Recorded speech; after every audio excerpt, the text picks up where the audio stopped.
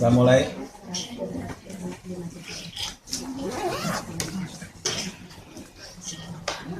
Surat Al-Maidah ayat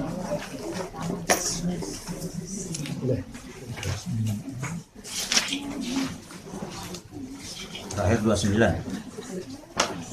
29 sekarang. 29. Ya. Kalau saya tentang anak Adam ya.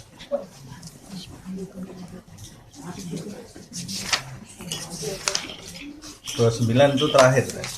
Terakhir 28. Oh terakhir 28 hari ini ya. 29. Kita lanjutkan surat Al-Maidah sekarang ayat 29 ya.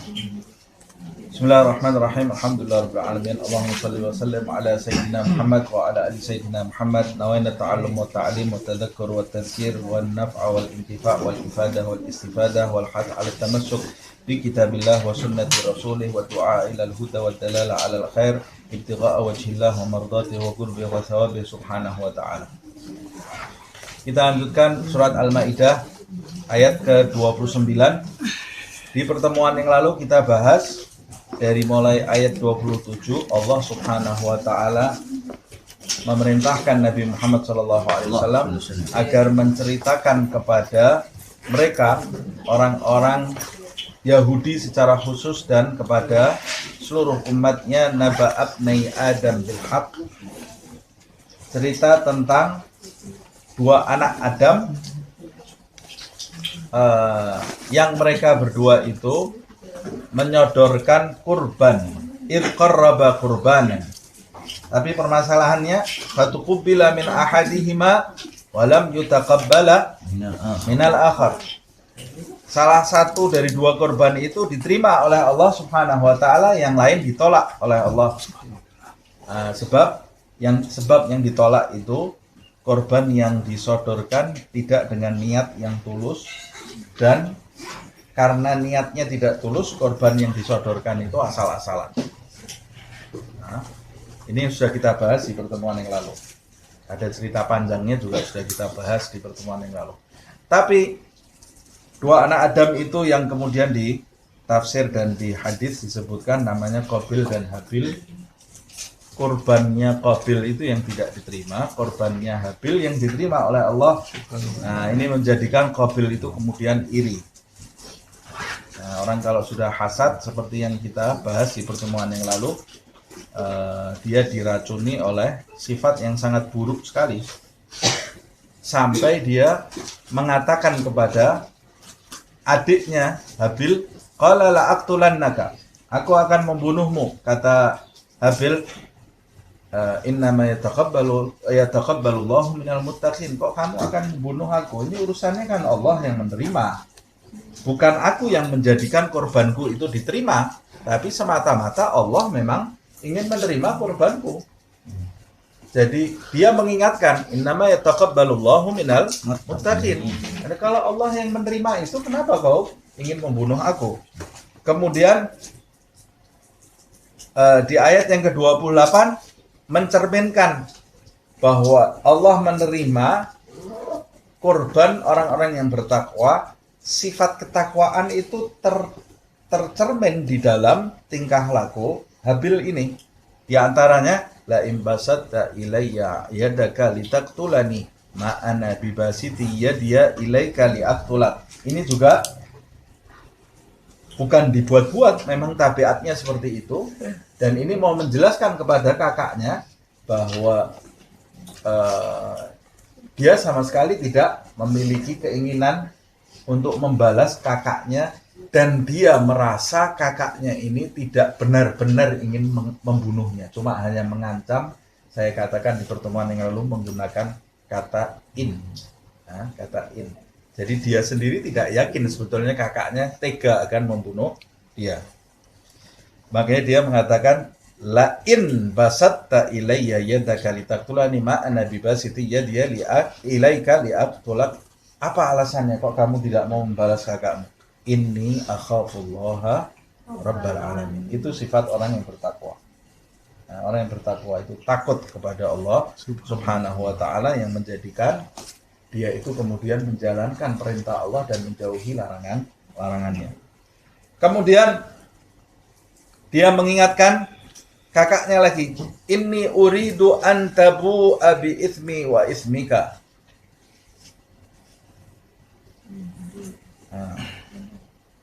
Sesungguhnya aku menginginkan an tabu'a bi itsmi wa ismika. Engkau kembali dengan membawa dosaku dan dosamu. Ini sebetulnya bukan doa ini ya, bukan doanya Habil kepada Qabil, tapi ini sebetulnya mau mengingatkan kakaknya lagi ini ya. Kembalinya mau mengingatkan kakaknya lagi. Sesungguhnya aku menginginkan engkau kembali, maksudnya kembali kepada Allah Subhanahu wa taala dengan membawa dosa-dosaku dan dosa-dosamu. Bagaimana kalau membawa dosa-dosaku kan? Jadi tabu'a apa ya'bu ya? Ya'ba'u. Ya'ba'u itu kalau ya'ba'u itu bisa berarti ya'ba'u bi itu bisa berarti i'tarafa atau ihtamala. Jadi mengakui atau memikul, bisa juga berarti yarji'u. Ada di doanya Rasulullah sama apa itu? Allahumma inni as'aluka min hujatil khair wa a'udzubika min syarril syarr. Allahumma anta rabbi la ilaha illa anta khalaqtani wa ana 'abduka wa ana 'ala ahdika wa wa'dika wa sata'tu. A'udzubika min syarri ma sana'tu. Abu'u laka bi ni'matika. Kan kalimat katanya sama. Abu'u laka bi ni'matika 'alayya wa abu'u bi dhanbi. Faghfirli fa innahu la yaghfiru. Abu'u bi ni'matika 'alayya maksudnya i'taraftu. Aku mengakui ya Allah. Aku mengakui atas semua kenikmatan yang kau limpahkan kepadaku. Abu ubina. Ini doanya Rasul ya, Rasulullah itu. Tapi Nabi mengatakan wa abu ubidanbi. Aku juga mengakui aku ini penuh dosa. Kau beri aku nikmat yang melimpah, kau balas engkau dengan dosa-dosa. Padahal ini yang bicara, yang doa Rasulullah SAW. Dosanya apa Nabi Muhammad SAW ya? Nah itu sebetulnya doanya buat kita itu, bukan buat Nabi Muhammad SAW. Abu'u binikmatika alayya wa abu'u bidhanbi, dan aku mengakui dosa-dosaku, faghfirli fa innahu la yaghfiru dzunuba. Ini namanya apa? Sayyidul Istighfar ya. Bukan Nabi. Jadi ulama memberi nama itu Sayyidul Istighfar. Doanya diberi nama ulama Sayyidul Istighfar, karena disunahkan kita membaca istighfar dengan lafadz itu setiap hari, kalau bisa setiap pagi. Siapa yang tidak pernah meninggalkan wirdul latif, ya dia pasti membaca istighfar itu. Nah, makanya itu kelebihannya kita kalau ngikut jalannya ulama, dia itu sudah meracikkan doa-doa yang jadi wirid, dan itu sumbernya dari doa-doanya Nabi Muhammad SAW. Itu ada di wirdul latif. Nah, juga sebagian ulama menganjurkan buat laki-laki kalau duduk di antara dua khutbah membaca itu juga. Nah, khotib itu khutbah pertama, kemudian duduk antara khutbah pertama dan kedua, baca itu Allahumma inni as'aluka min hujatil khair wa a'udzubika min hujatil syarr. Allahumma anta rabbi la ilaha illa anta khalaqtani wa ana 'abduka wa ana 'ala ahdika. Katanya itu saat mustajabah. Nah, yang perempuan ikut didoakan suaminya masing-masing. Tidak punya suami saya, anaknya suruh doakan, suruh menghadirkan. Loh, saya tidak punya anak, ya saudara lakinya suruh diperintahkan mendoakan dirinya ketika hadir sholat Jumat. Atau kalau sekarang kan acara Jumatan masuk televisi juga kan, bisa mengikuti dari rumah live. Nanti waktu khatibnya duduk dari rumah baca doa itu saat mustajabah, doa tidak mungkin ditolak. Baca doa istighfar.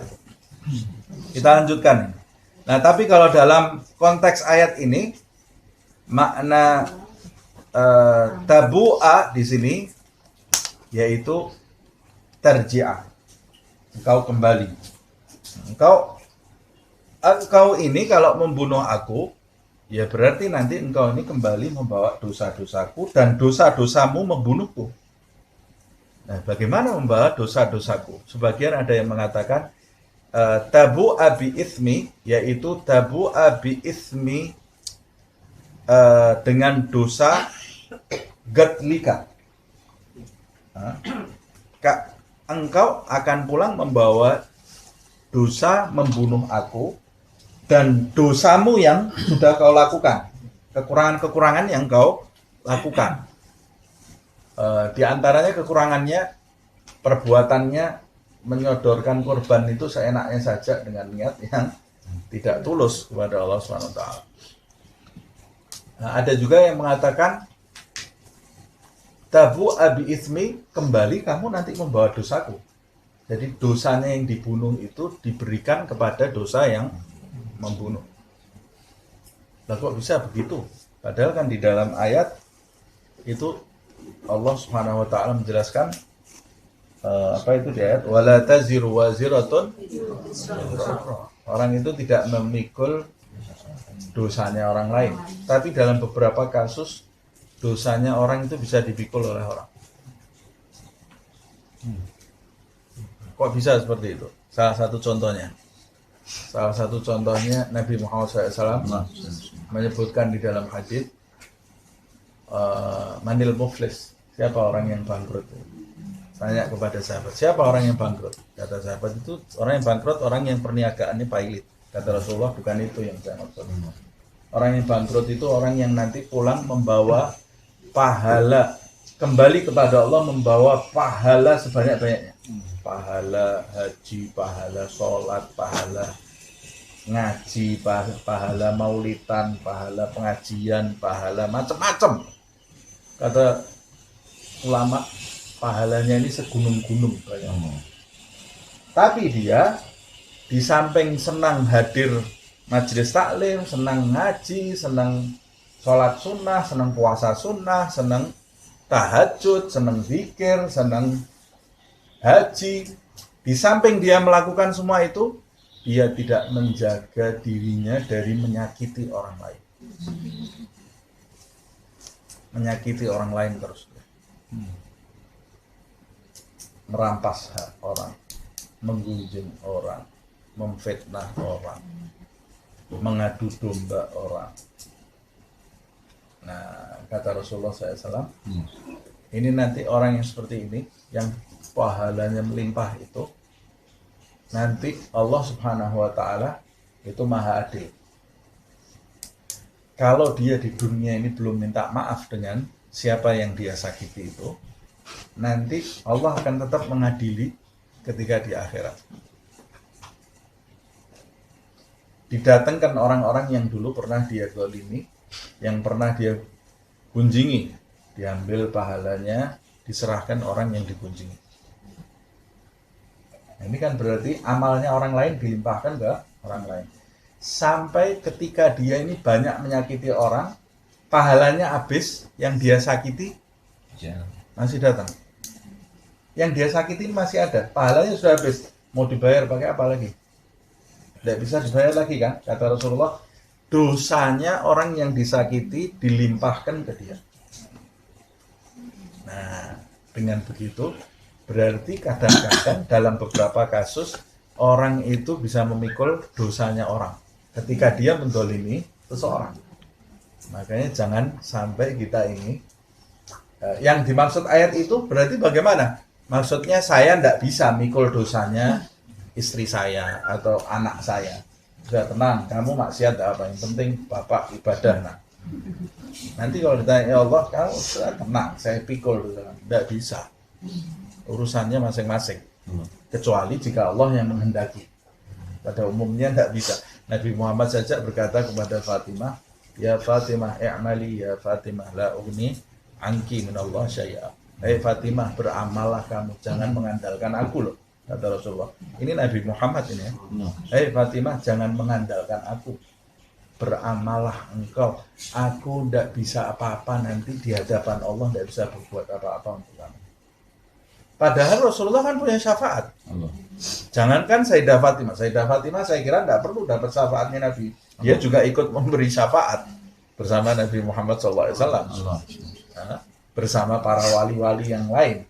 Tapi sabda Nabi ini mau menjelaskan kepada kita sebetulnya, bukan kepada Fatimah,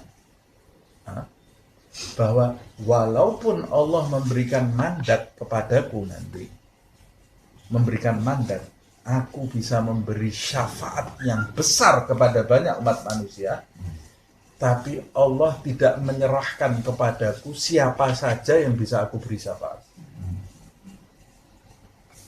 Tidak ada. Siapa yang bisa diberi syafaat oleh Nabi? Tidak tahu Nabi Muhammad. Nabi maunya semuanya dapat syafaat, tapi tetap man dalladzi yashfa'u 'indahu, siapa yang bisa memberi pertolongan di hadapan Allah nanti di hari kiamat. Siapa yang bisa memberikan pertolongan? Illa bi'idzni, kecuali atas izin Allah. Kalau Nabi Muhammad mau memberikan pertolongan kepada salah satu umatnya, Allah tidak mengizinkan, ya tidak bisa. Tidak bisa. Ya, dan itu terbukti di dalam sebuah riwayat disebutkan Rasulullah SAW berada di telaga Haud yang dijaga oleh malaikat-malaikat beberapa kelompok umat sepeninggalku, kata Rasulullah SAW. Sahabat-sahabatku sepeninggalku, maksudnya umat sepeninggal Nabi Muhammad SAW, itu mau masuk ke telaga Haudku dicegah oleh malaikat Allah. Tidak bisa masuk. Kata Rasulullah, hum ashabi, mereka itu sahabat-sahabatku. Kata Allah SWT, engkau tidak tahu apa yang mereka perbuat sepeninggalmu. Nabi tidak bisa berbuat apa. Nah, mudah-mudahan kita dapat syafaat. Tapi kalau mau dapat syafaat, ya kita yang harus memantaskan diri kita dapat syafaat Rasulullah SAW. Nah, ini kan cerita saya tadi itu berarti ada dosa yang ditanggung, dosanya orang lain. Tapi dalam konteks seperti yang saya jelaskan tadi. Nah, kaitannya dengan membunuh ini, orang yang membunuh itu kan berarti merampas hidupnya orang yang dibunuh. Terus mau minta maaf gimana dia? Sudah mati kok mau minta maaf gimana dia? Kan sudah mati. Berarti nanti ketika di hari kiamat dosanya yang dibunuh itu diserahkan kepada pembunuh itu buat bayar kesalahannya. Buat membayar kesalahannya ketika dia di dunia melakukan perbuatan merampas hak orang yang dibunuh. Nah, itu pengertian dari tafsir yang kedua. Nah, jadi bisa juga bermakna uridu an tabu'a bi itsmi wa itsmika, nanti kamu akan bawa dosaku, kau bawa, dan dosamu sendiri yang kau lakukan. Bertumpuk gitu ya. Fatakunu min ashabin nar. Kalau sudah dosamu bertumpuk-tumpuk, kamu tidak usah mikul dosaku saja, kamu sudah membawa dosa, ini pakai ditambahi dosaku. Nah, itu loh, lihat nih, orang ini, kita tidak usah nyakiti orang saja, kita ini punya dosa. Kok mau cari-cari nambah dosa gitu ya? Tidak usah nyakiti orang, kita ini dosanya masih banyak. Walaupun kalau dosanya tidak nyakiti orang, kalau dosa yang kita lakukan sendiri, maksiat sendiri itu masih kemungkinan Allah Subhanahu wa Ta'ala mudah menutup kesalahan-kesalahan kita.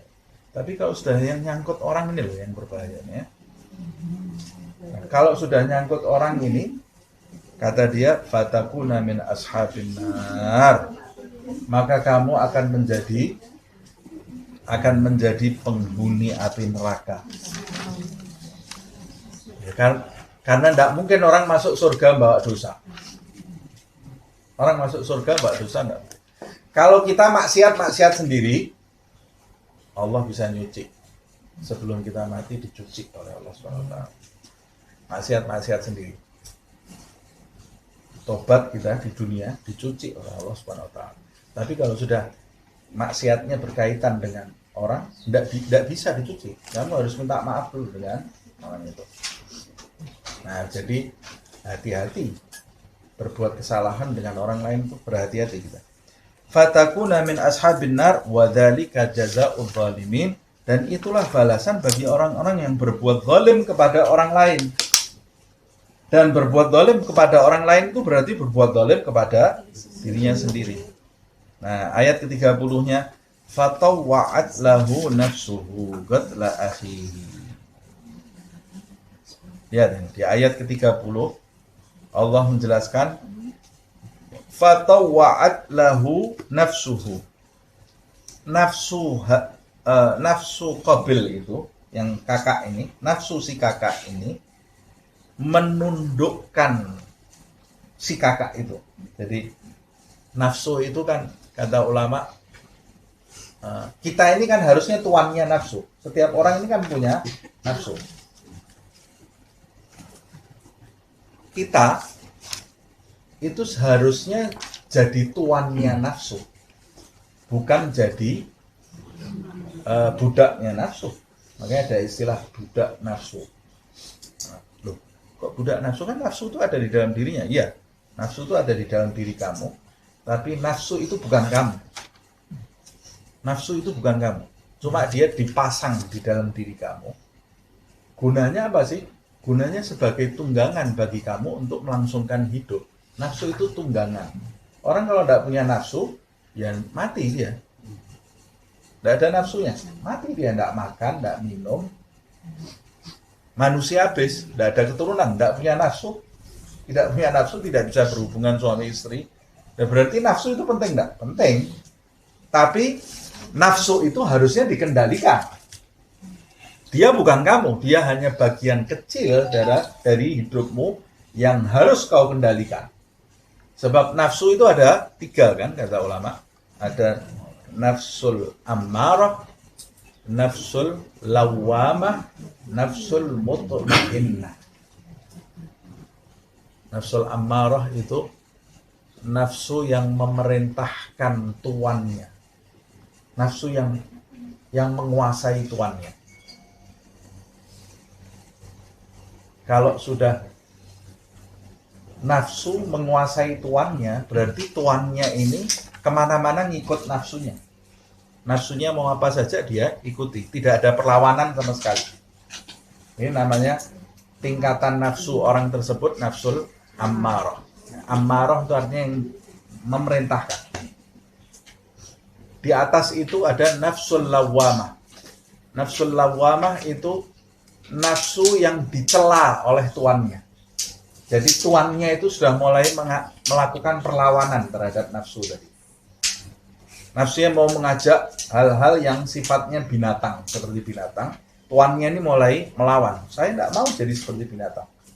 Nah, tapi permasalahannya perlawanan itu baru terjadi sehingga kadang-kadang tuannya menang, kadang-kadang tuannya kalah.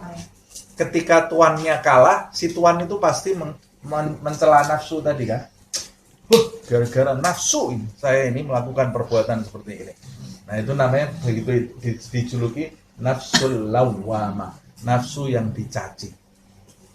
Yang mencaci siapa? Ya pemilik nafsu itu sendiri. Karena dia masih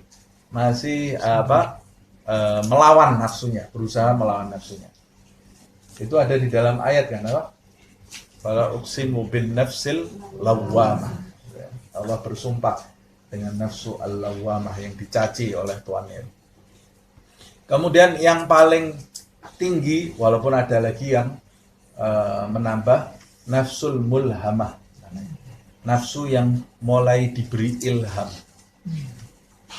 Mulai kalem nafsu ini. Mulai bisa ditundukkan. Setelah itu yang paling tinggi nafsul mutmainnah. Nafsu yang tenang. Nafsu yang tenang itu diibaratkan nafsu yang sudah jinak. Sudah ada tali kekangnya itu sama tuannya, diarahkan ke kanan, dia ke kanan, diarahkan ke kiri. Ditarik, berhenti. Kayak kuda gitu ya. Kuda yang sudah jinak. Ya. Itu juga disebutkan di dalam ayat ya ayyatuhan nafsul mutmainnah. Hai orang yang jiwanya telah tenang, nafsunya telah tenang. Irji'i ila rabbiki radiyatan mardiyah fadkhuli fi ibadi wadkhuli jannati. Nah, surat Yusuf juga apa itu? Wa ma ubarri'u nafsi innan nafsa la ammaratun bisu. Itu yang nafsu la ammarah tadi ya. Innan nafsa, kata Nabi Yusuf, innan nafsa la ammaratun bisu. Memang sifat dasarnya nafsu itu maunya kayak kuda liar, nggak mau dikekang. Nah, kita kalau memperturuti nafsu kita hancur kita.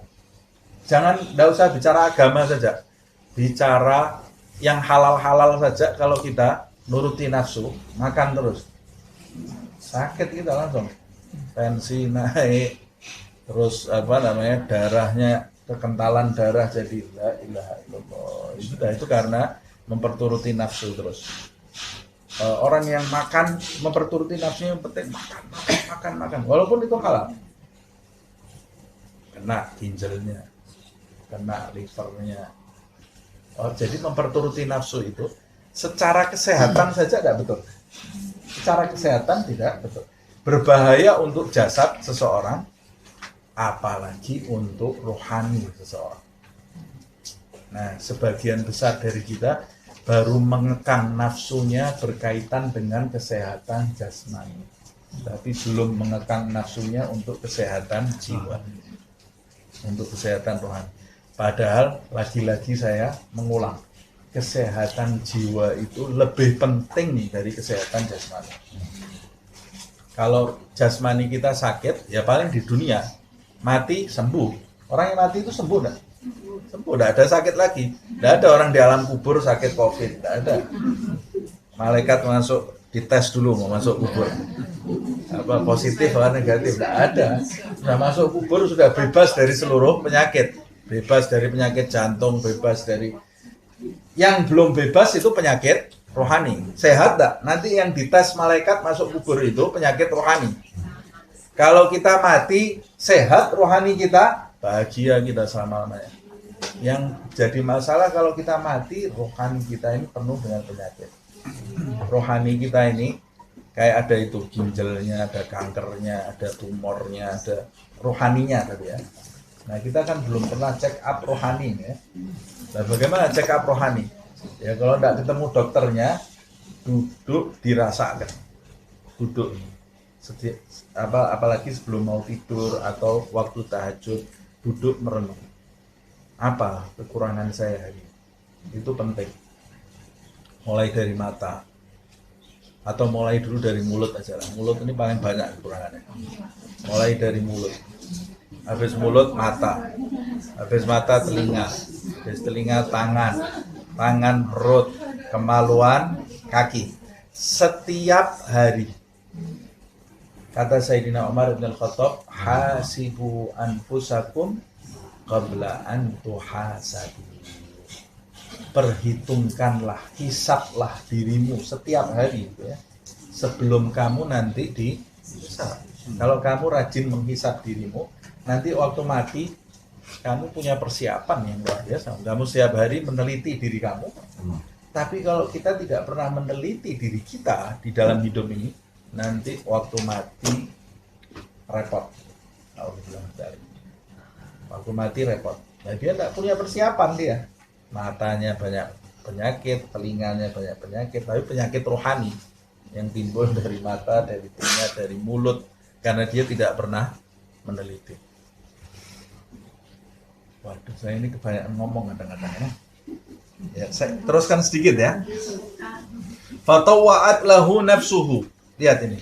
Nafsu si Qabil ini tawa'at lahu. Tawa'at itu dari kata ta'ah. Taat. Jadi mendorong atau menekan si Qabil ini supaya taat pada keinginan nafsu itu. Jadi nafsu itu mengajak Qabil. Nafsu kita itu mengajak kita seperti binatang gitu ya. Jadi nafsu itu mengajak. Setan mengajak. Yang merusak kita itu kan ada 4, kata Habib Ali bin Muhammad Al-Habsyi. Ada setan, ada nafsu syahwat, ada ego. Ego itu bagian dari nafsu lah. Kan nafsu itu sebetulnya dibagi jadi 2. Nafsu yang syahwat itu yang seperti ternak. seperti binatang ternak. Syahwat itu makan, minum, tidur, seks. Nah, tidak mandang halal, tidak mandang haram. Pokoknya itu keinginannya. Nah, ada nafsu yang berkaitan dengan ego, hawa namanya. Ego itu seperti binatang buas. Binatang buas itu macan, maunya menindas, menguasai, kepingin dikenal, kepingin tenar. Nah itu namanya ego. Jadi setan, nafsu, wadaniyah. Daniyah itu dunia. Dunia itu gemerlapnya dunia ini dan termasuk penghuni dunia, manusia. Manusia itu berbahaya untuk manusia yang lain. Nah, makanya kita jangan sampai berbahaya untuk manusia yang lain. Karena kita kadang-kadang bisa mempengaruhi keburukan untuk orang lain. Kadang-kadang kita itu terkena dampak keburukan orang lain juga. Makanya kita diperintahkan memilih pergaulan yang baik-baik. Pergaulan yang baik-baik itu sangat berpengaruh sekali.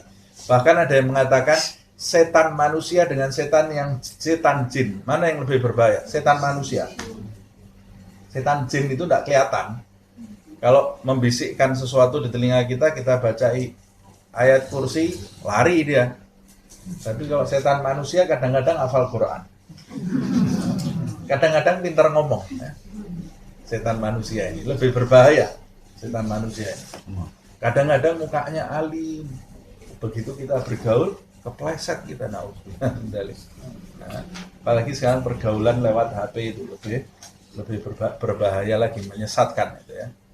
Nah, tapi dari 4 hal yang bisa merusak manusia itu, ujung-ujungnya yang bisa merusak itu sebetulnya nafsu. Karena setan manusia, setan jin, dunia itu memanfaatkan nafsu, mempengaruhi nafsu manusia. Dan kalau nafsu manusia ini lebih kuat di dalam jiwa manusia, dia akan terpengaruh kepada bisikan setan. Nah, setan itu sebetulnya memanfaatkan nafsu yang ada di dalam diri kita. Jadi sebetulnya kalau kita berbuat buruk, jangan salahkan setan, jangan salahkan siapa-siapa, salahkan diri kita sendiri yang tidak bisa memanage nafsu kita. Jadi tidak bisa kita, ya Allah gara-gara setan ya Allah. Nah kamu kok nurut?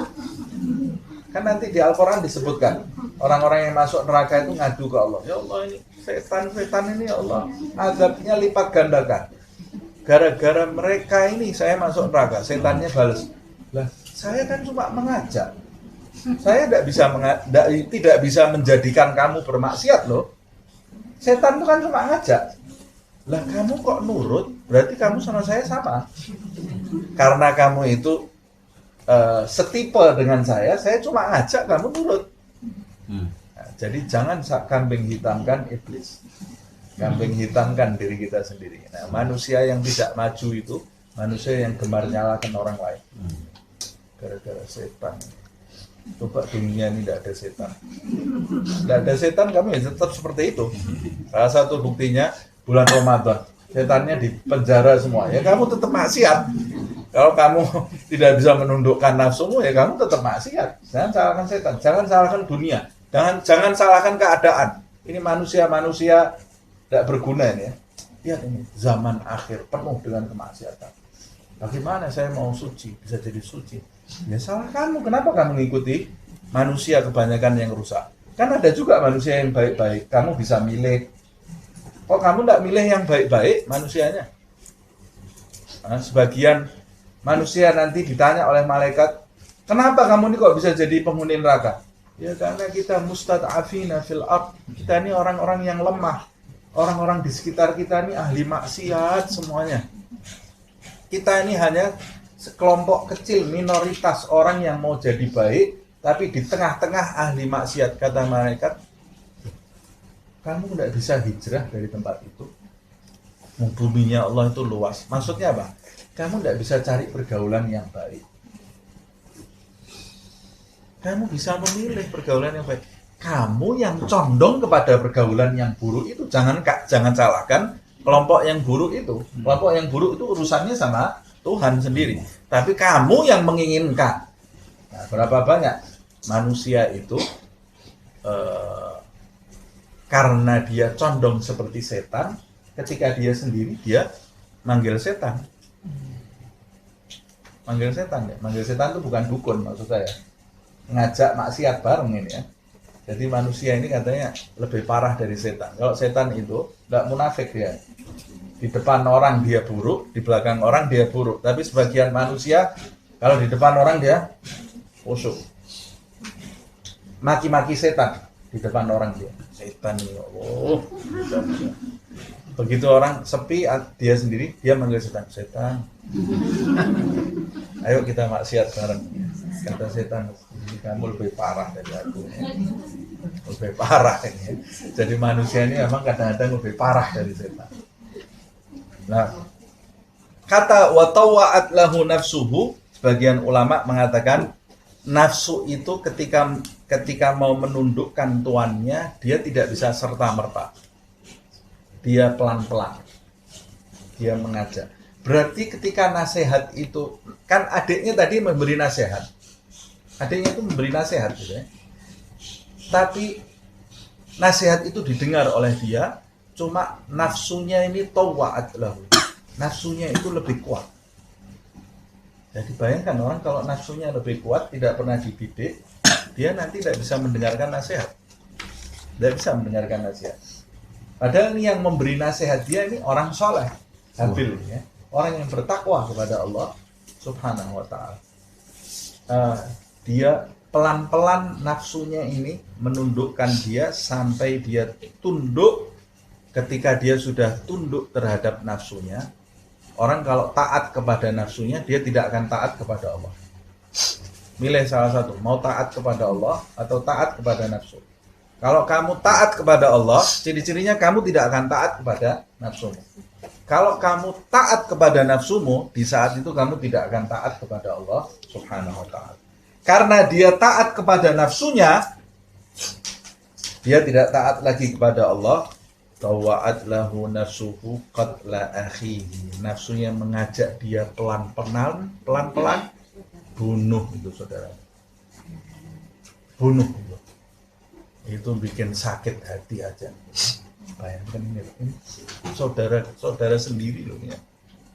Bahayanya orang kalau memperturuti nafsunya. Saudaranya sendiri bunuh. Faqatalahu. Maka kemudian dia memperturuti nafsunya, membunuh saudaranya itu, fa asbaha minal khasirin. Maka pada saat itu dia menjadi orang-orang yang merugi. Asbah itu bisa berarti di pagi hari. Jadi ada juga yang menafsirkan proses itu, pembunuhan itu terjadi di pagi hari ya. Fa asbaha minal khasirin. Di pagi-pagi dia datangi saudaranya itu dibunuh, kemudian dia tergolong orang yang merugi. Tapi sebagian besar ulama tidak menerima penafsiran itu ya. Fa asbah itu soalnya bisa jadi. Ada asbaha, ada amsa. Amsa itu di sore hari. Tapi dia bisa berarti juga istilah untuk menjadi situasi yang berubah gitu ya. Situasi yang berubah. Nah, fa asbaha minal khasirin. Minal khasirin itu berarti tergolong orang-orang yang merugi.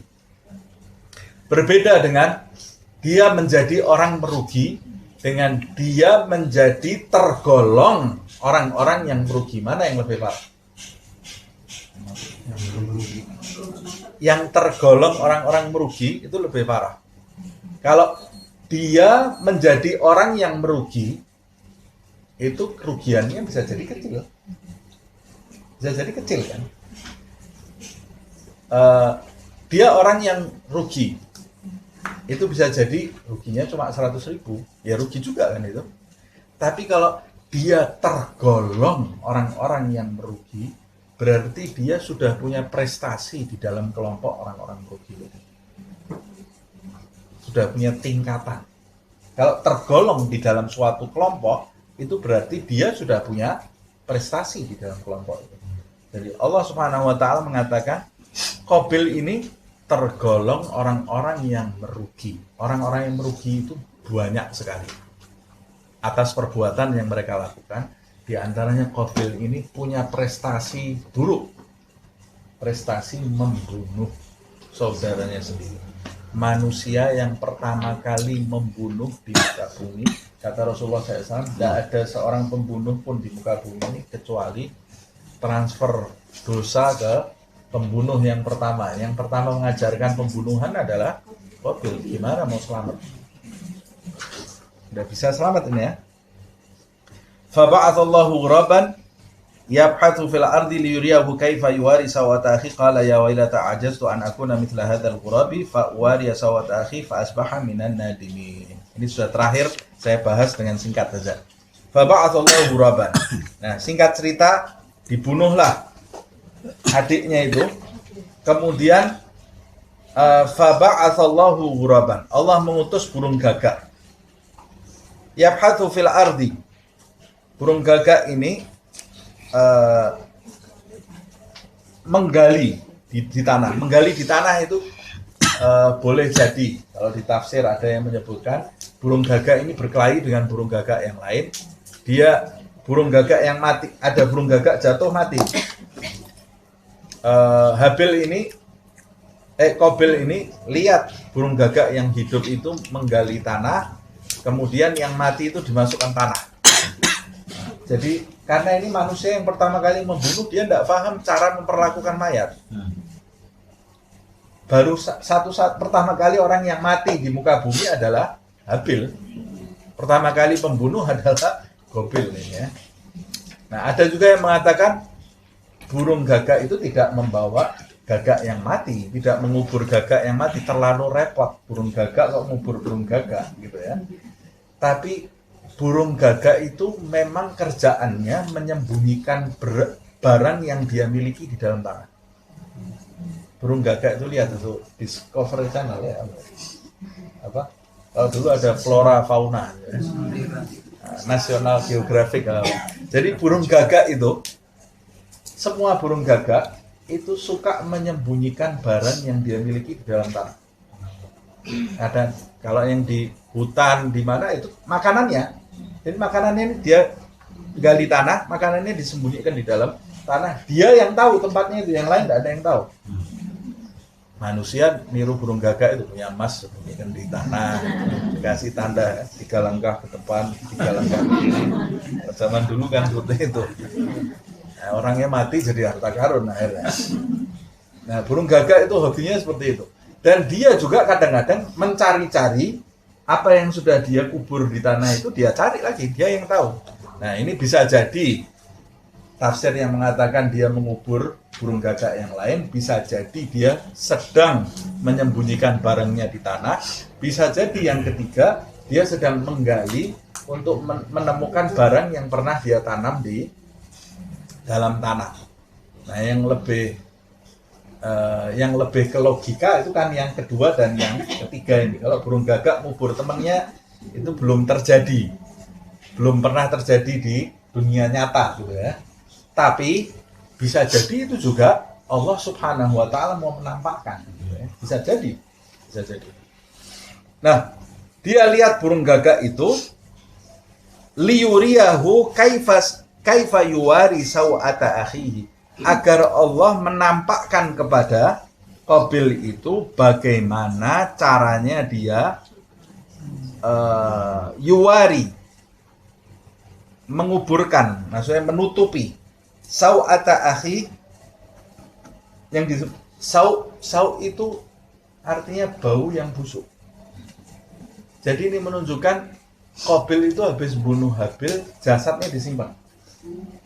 Dia tidak tahu cara ngubur ini, tidak paham dia caranya ini gimana ini menghilangkan jasadnya, sampai jasadnya itu bau karena tidak segera dikubur.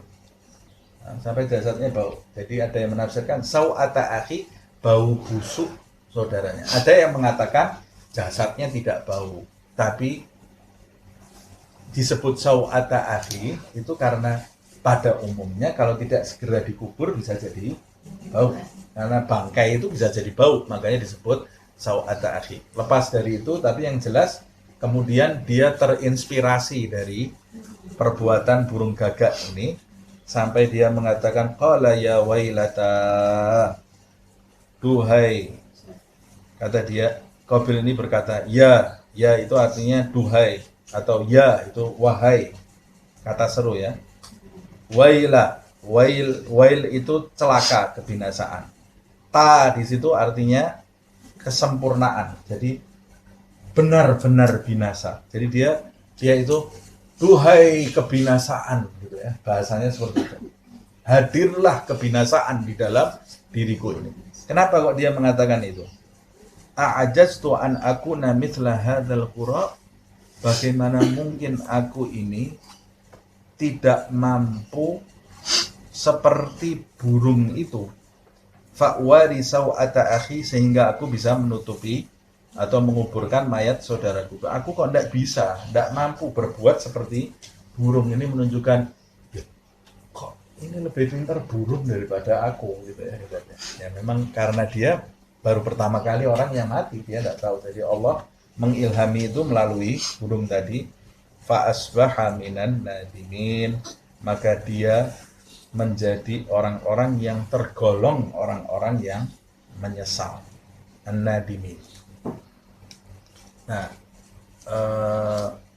orang-orang yang menyesal ini juga ada khilaf di antara ulama. Yang dimaksud orang-orang yang menyesali apa dia? Qabil itu menyesali apa? Kalau Allah sampai mengatakan dia tergolong orang-orang yang menyesal. Menyesali apa dia?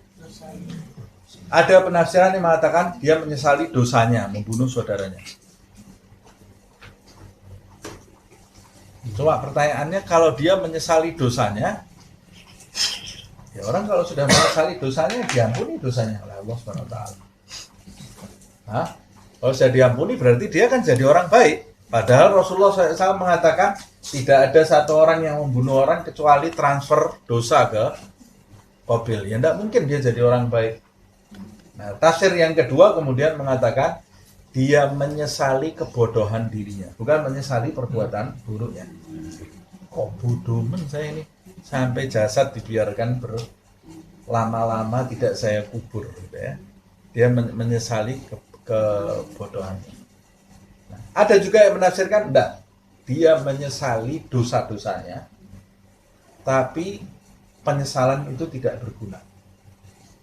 Kenapa? Karena dosanya dosa membunuh dengan sengaja. Dosa membunuh dengan sengaja ini dosa yang berat sekali. Membunuh orang yang beriman dengan sengaja ya.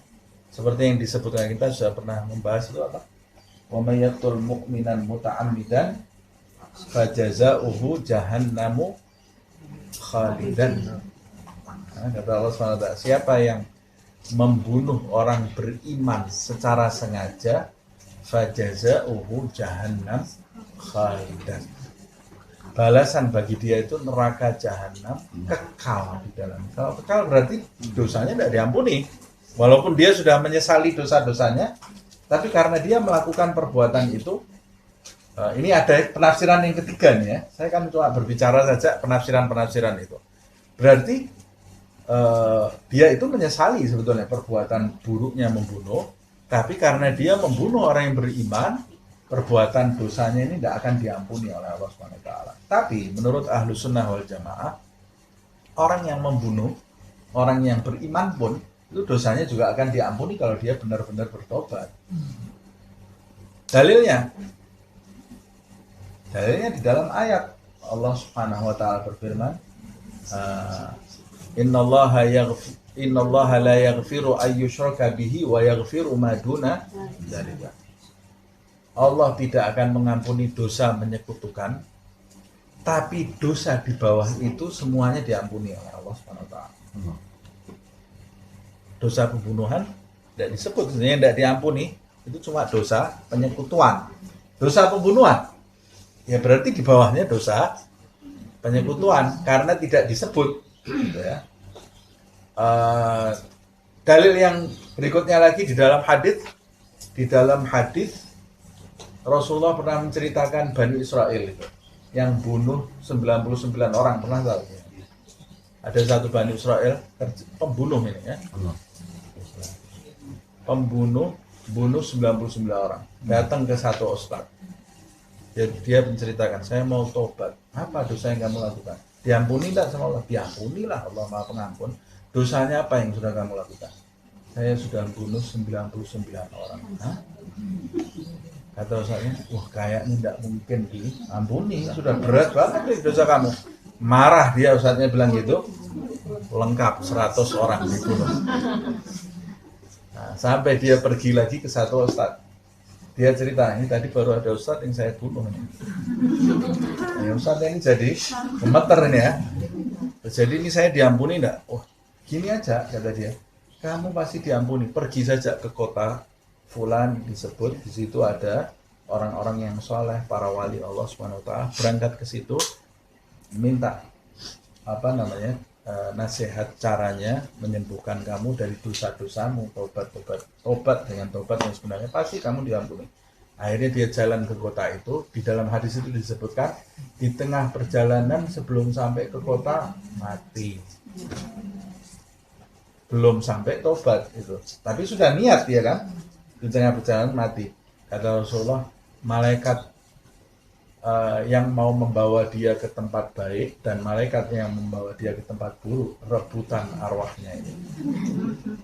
Ini bunuh orang. Kata malaikat yang mau membawa ke tempat yang baik, ke Iliyin, dia bilang ini sudah niat tobat, niatnya itu sudah dicatat oleh Allah, cuma dia belum sampai aja. Kata malaikat, enggak, rebutan arwahnya ini ya. Akhirnya mereka ngadu ke Allah SWT. Ya Allah, ini bagaimana ini? Kata Allah, ukur dia lebih dekat ke tempatnya orang soleh-soleh itu, atau dia lebih jauh. Kalau lebih jauh, masukkan ke tempat yang tidak baik. Kalau dia lebih dekat, masukkan ke tempat yang baik. Diukur sama malaikat, lebih dekat ke tempat yang baik. Bayangkan ini, dekat sama orang soleh ini tempatnya aja belum sampai ini ya. Dekat dengan orang-orang yang soleh itu bisa membawa kebaikan buat kita. Belum sampai loh itu ya. Berarti niatnya dia mau dekat dengan orang-orang yang soleh. Akhirnya diampuni oleh Allah. Kata ulama, lah kalau ini terjadi di umat terdahulu, bagaimana umat Nabi Muhammad membunuh orang tidak diampuni?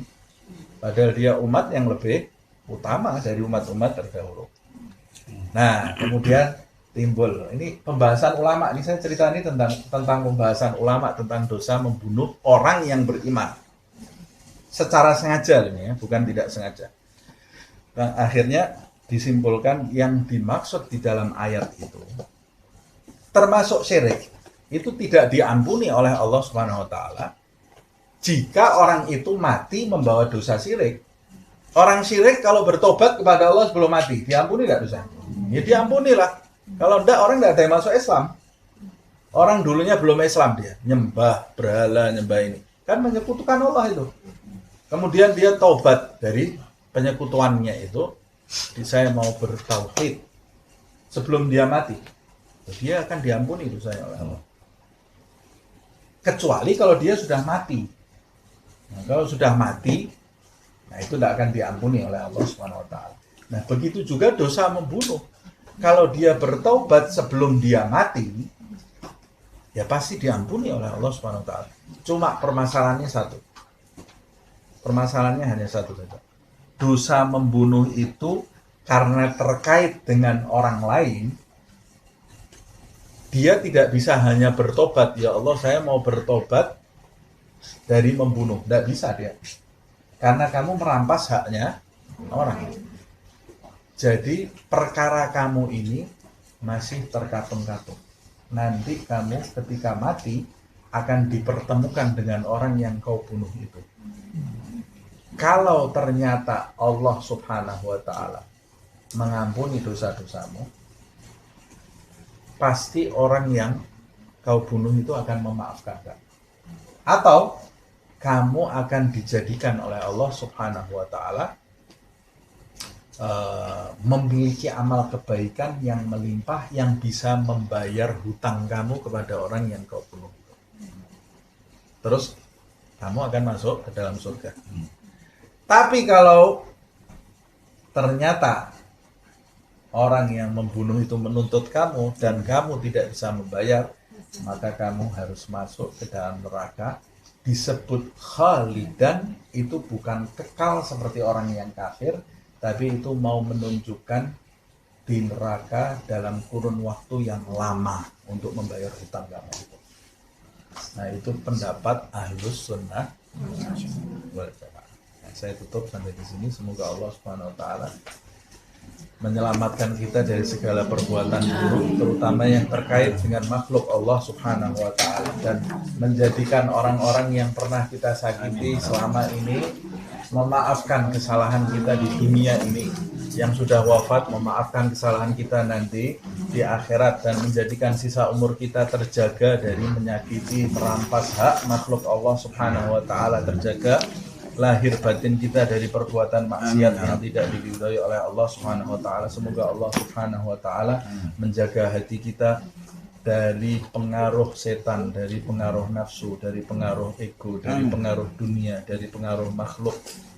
Semoga Allah Subhanahu wa taala menyucikan hati kita dan meletakkan di dalam hati kita tauhid, meletakkan di dalam hati kita rasa ridho kepada Allah, kepada Nabi Muhammad, kepada Islam, meletakkan di dalam hati kita rahasia Allah Subhanahu wa taala, meletakkan di dalam hati kita ilmu Nabi Muhammad SAW, meletakkan di dalam hati kita ma'rifatullah yang menjadikan kita bisa beribadah sebaik-baiknya, mencicipi manisnya ibadah. Dan semoga Allah Subhanahu wa ta'ala menimbulkan rasa cinta di dalam hati kita kepada Allah, kepada Nabi Muhammad, kepada Ahlul Bait, kepada para sahabat, kepada para aulia, kepada para ulama, kepada orang-orang yang saleh, mengumpulkan kita di dunia, di alam barzah nanti, di hari kebangkitan bersama mereka dalam keadaan diridhoi oleh Allah Subhanahu wa ta'ala. Begitu juga kedua orang tua kita, pasangan hidup kita, anak-anak kita, sahabat-sahabat kita, kerabat-kerabat kita yang hadir di tempat ini, yang tidak bisa hadir di tempat ini, dan seluruh umat Nabi Muhammad SAW. Amin. Ala hadhihi wa kulli niyatin salihah wa ila hadratin Nabi Muhammad SAW. Al-Fatihah.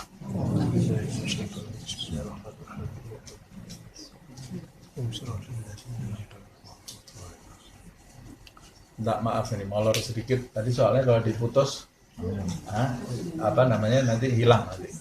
Ya Rabbana a'tarafna bi annana i'tarafna wa annana asrafna ala ladha asrafna fatub alaina tawbah taghsil li kulli hawbah wastur lana al-awrati wa amin ar-rawati waghfir li walidina rabbi wa mauludina والأهل والإخوان والسائر الخلان وكل ذي محبة أو جيرة أو صحبة والمسلمين أجمع آمين ربي اسمع فضلا وجودا منا لا باكتساب منا بالمصطفى الرسول نهضى بكل سول بالمصطفى الرسول نهضى بكل سول بالمصطفى الرسول نهضى بكل